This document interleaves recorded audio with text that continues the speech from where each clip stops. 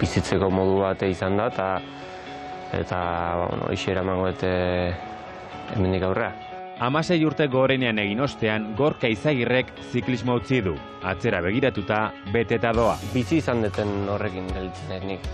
Amets bat bete izan dut, umetako ilusio hori indurain ikusten genunak, Olano ikusten genunak, eta Beloki, eta Maio, Aimar, hor beraik bezala parte izatea, izan asko betetzen.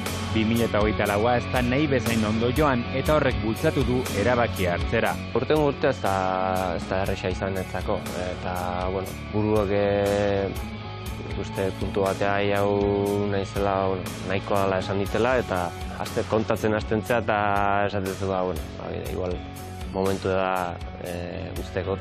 Azken urtea Kofidin egin du, ez da gustura aritu taldean.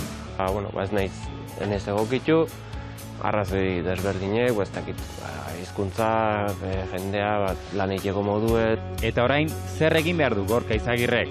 Lehenengo eta behin, familiekin gotea.